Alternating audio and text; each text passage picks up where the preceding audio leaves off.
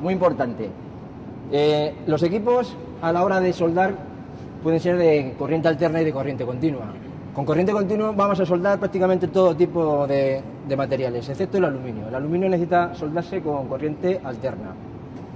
Aparte de eso, si os fijáis bien, la punta del tungsteno tiene una punta afilada de unos 30 grados. A la hora de soldar aluminio, pues esa punta sería redondeada. Bien, luego hay otra cosa que se llama la polaridad.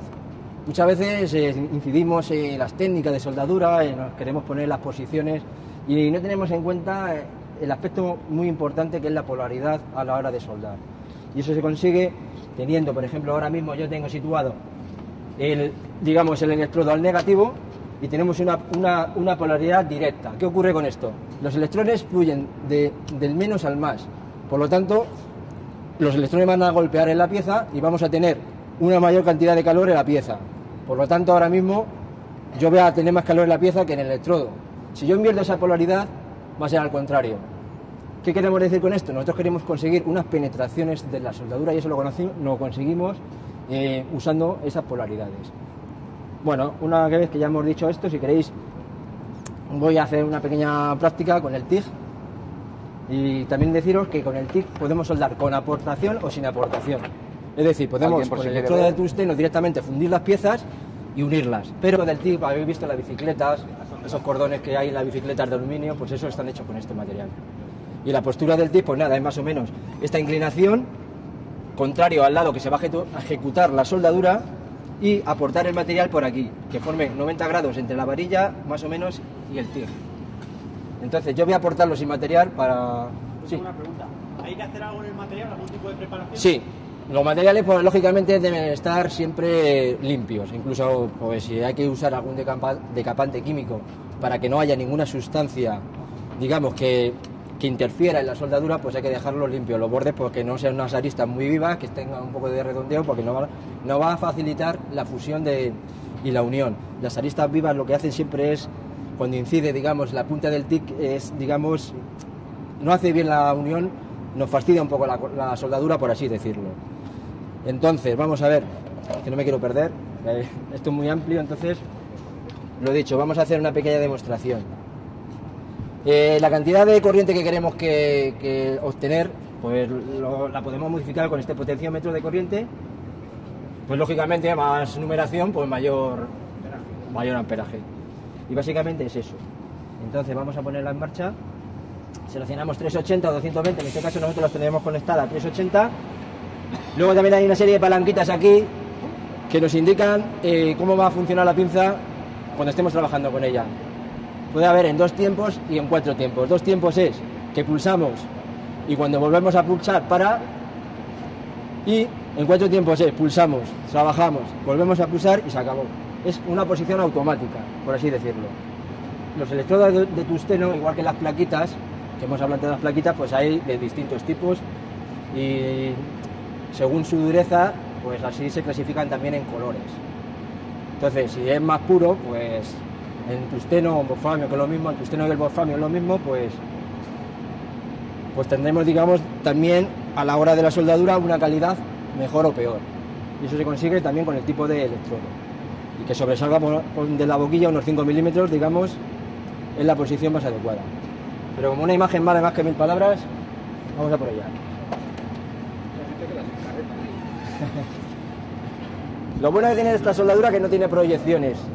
Y al usar un gas inerte, que es este, gas inerte significa que no interviene en la soldadura. Simplemente protege el cordón de la soldadura de la oxidación exterior, que no entre el oxígeno en el nitrógeno en los componentes del oxígeno y oxiden y quemen la soldadura.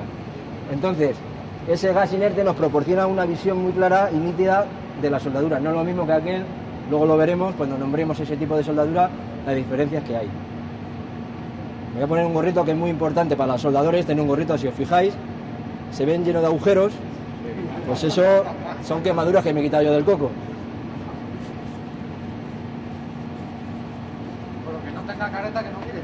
Otra cosa también importante en la soldadura es la protección personal. Muy importante protegernos de los rayos que emiten la soldadura, rayos ultravioleta, gamma, son rayos buenísimos, todos, ¿sabes? Por eso hay que ponerse...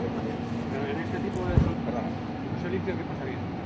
Pues si no se limpia, lo que va a ocurrir es que te va a realizar deformaciones en la soldadura, no te va a fundir bien el material como tú quieres y te va a repercutir en un cordón irregular, con lo cual estás trabajando mal. O sea que las condiciones de trabajo tienen que ser la punta bien afilada, en este caso para tipo de férricos, sí, exactamente.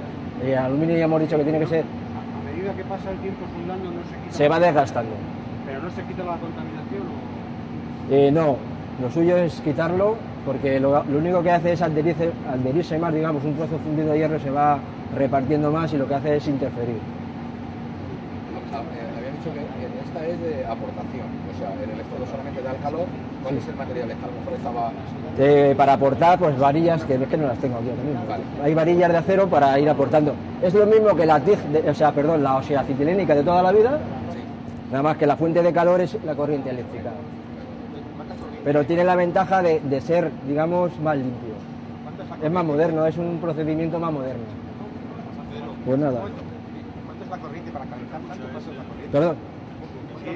¿Cuántos amperios de corriente hay para producir ese La calentamiento? intensidad de... Pues mira, tenemos aquí en el potenciómetro este, más o menos, y ahora mismo yo lo tengo a 120 amperios, 120 más o menos, pero tienes aquí hasta 150, también depende de la potencia del equipo.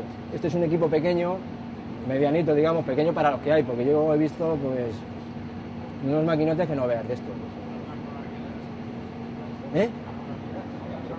Ahora mismo tengo el polo negativo aquí, por lo tanto los electrones van a fluir, digamos, la electricidad va a ir de aquí a allí y mayor calentamiento lo voy a tener en la pieza. Si yo quisiera tenerla al revés, normalmente más calentamiento lo voy a tener aquí, por lo tanto me fundiría más el electrodo, necesitaría una varilla de mayor diámetro. Y al revés, ¿qué se usa? Cuando hay menos espesor o algo y quieres que no se caliente tanto la pieza. Exactamente. De todas formas vamos a seguir hablando de las polaridades porque intervienen prácticamente en todos los tipos de soldadura. Pues si queréis intentamos hacer aquí un puntillo, no miréis directamente porque si no, yo ya digo, lo voy a soldar sin aportación porque también se consiguen cordones limpios y majos.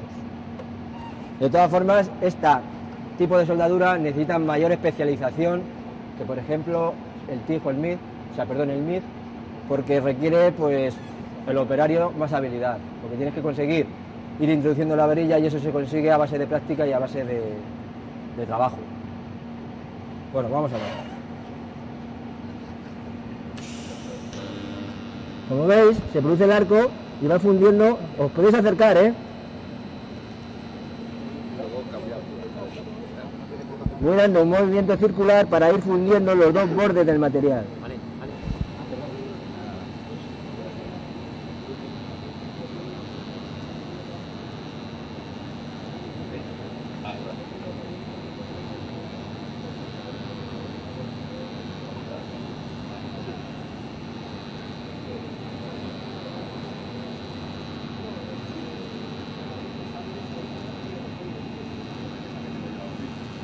¿Vale? ¿Qué tal ves con esa? Bueno, vamos a parar un poquito para que veáis. O sea, eso ¿Ves? sin aportación. Sin aportación, ahí me ha salido un poquillo. Limpiarlo y soldar. Encima no se arregla. Hombre, si Y un poquito para atrás no se arregla. no es lo suyo es quitarlo Limpiarlo porque y no lo estamos haciendo, ya tenemos un poro ahí y nos puede dar problemas. Si no es una soldadura, digamos, de mucha responsabilidad, pues lo echamos encima y a correr. Ahora, si es para un avión, ¿Qué diámetro utilizas de tobera? hay varios diámetros. De tobera en función del electrodo. ¿El doble, el triple? Pues eso realmente no lo sé. Hay tablas que ya más o menos determinan ese diámetro, porque esto está todo, digamos, en tablas. Cada diámetro tiene su tobera, El diámetro del electrodo tiene su tobera. pero básicamente si aquí observamos son 3 milímetros o 4 por parte, esa relación varía. Yo es que lo he intentado Es con que el esto.